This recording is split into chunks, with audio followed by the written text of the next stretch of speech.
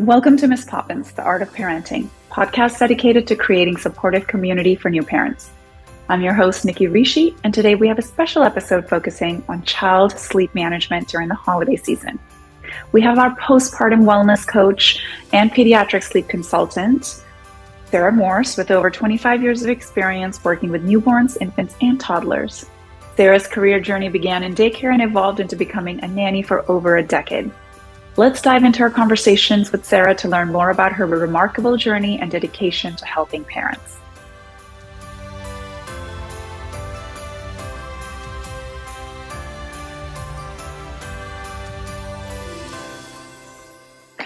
Welcome, Sara. So good to have you on our podcast again.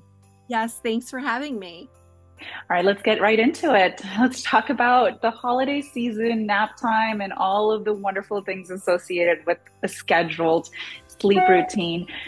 Why is nap time often disrupted or missed during the holiday season, and what impact can this have on children?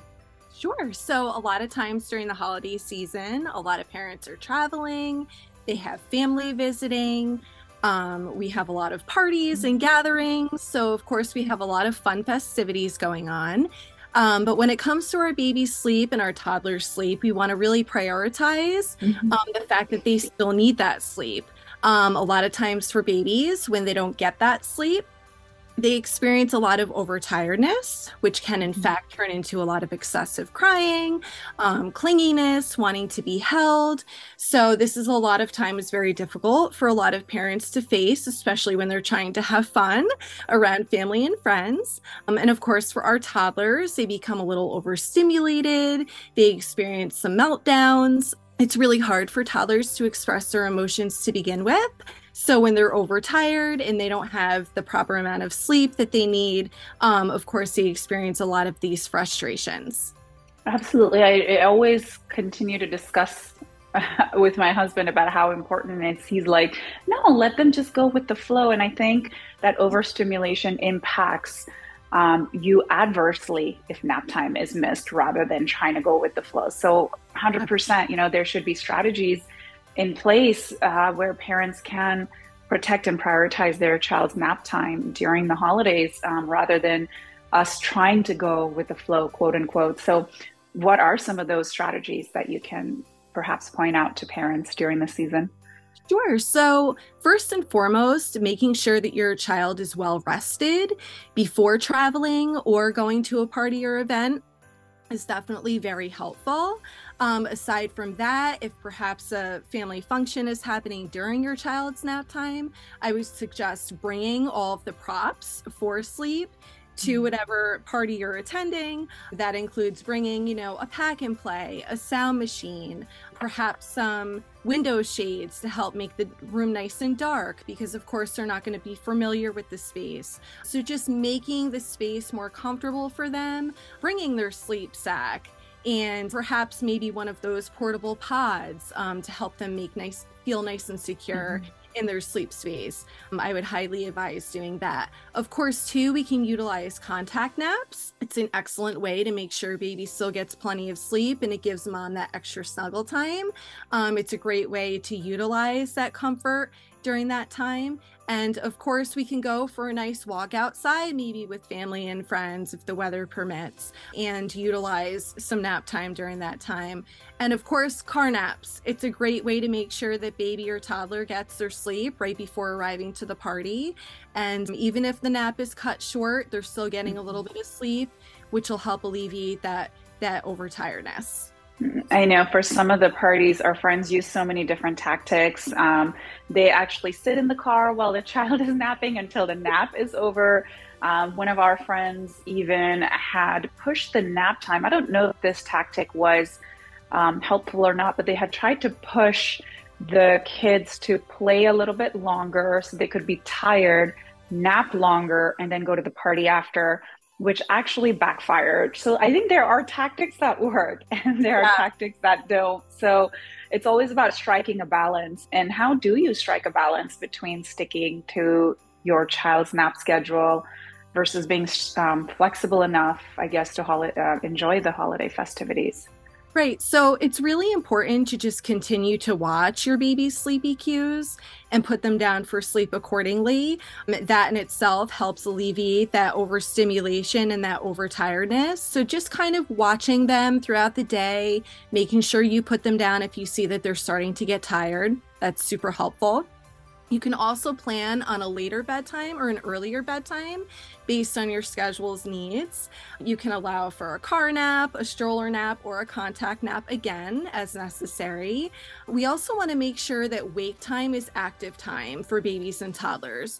Too much sitting around does not allow them to get that energy out, and that's really important in making sure that they are able to release that energy during the day, because of course that will lead to a really good night's sleep and great nap times.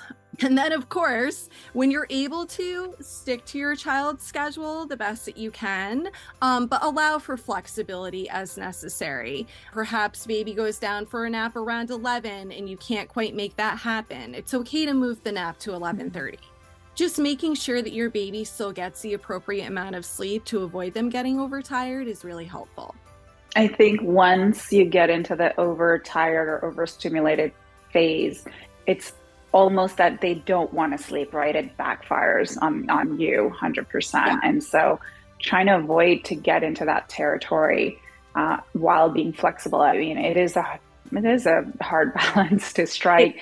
It reminds me of jet lag, reminds me of daylight saving, so many different strategies that parents have to think through here and there, not just the holiday season.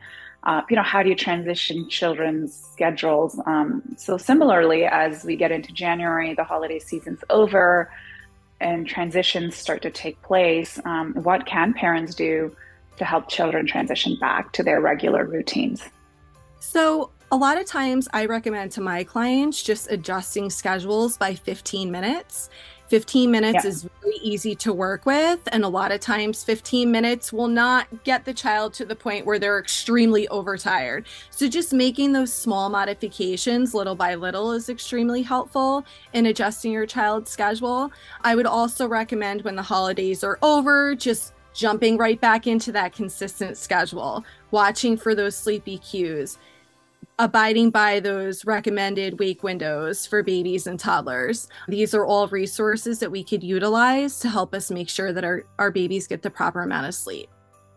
There's also this transition window that parents go through during toddlerhood where they are transitioning from one nap to no nap. And that can be particularly a long transition or a difficult transition, especially if it's happening during the holiday season, like it is happening with my twins at the moment. And so is there a concept of quiet time? How do you transition into that? How many hours of sleep on average should parents watch out as they're trying to transition kids away from nap during the holiday season? Kind of what would be the piece of advice for parents with toddlers around 3 or 4 years of age that are actually dropping it as we speak?